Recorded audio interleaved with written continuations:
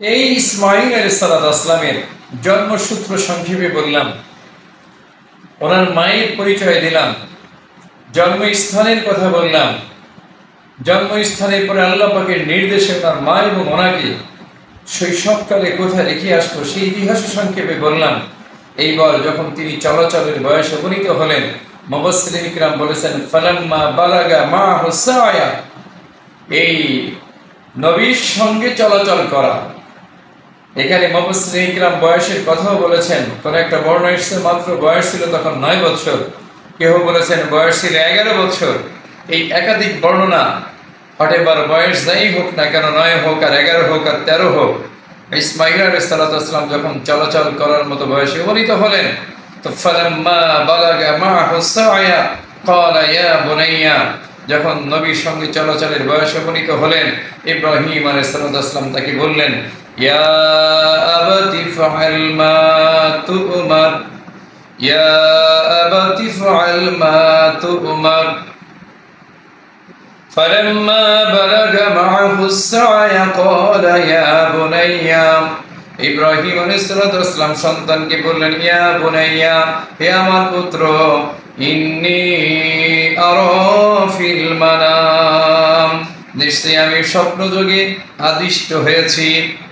ইন্নী আরা feel Manam আন্নী আযবাহুক, আমি স্বপ্নযোগে দেখেছি বা আদিষ্ট হয়েছি যে আমি তোমাকে জবাই করছি।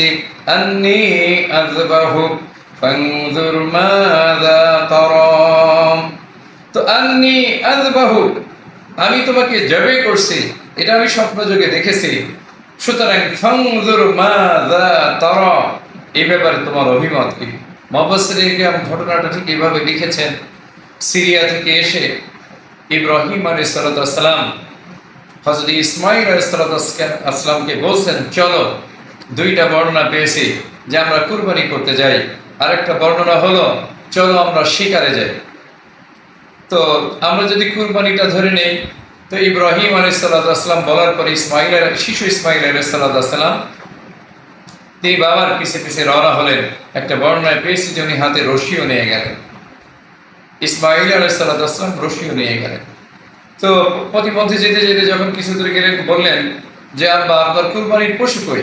আপনি যে কুরবানি করবেন, কুরবানির পশু কোথায়?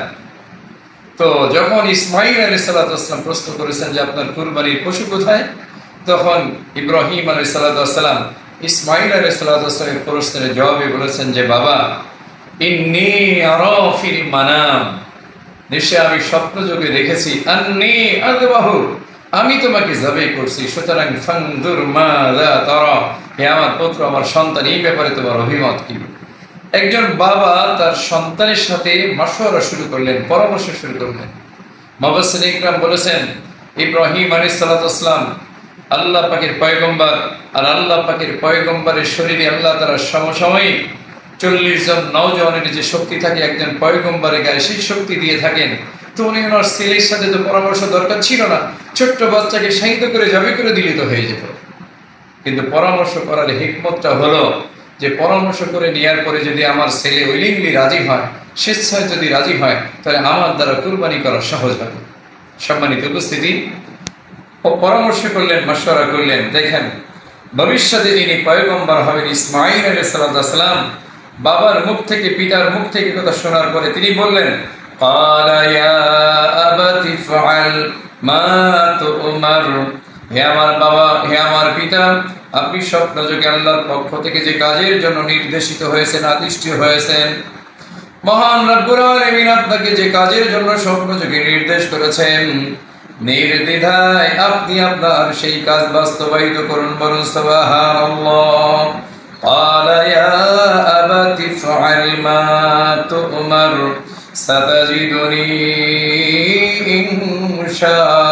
ইনশাআল্লাহু মিনাস সাবিরিন।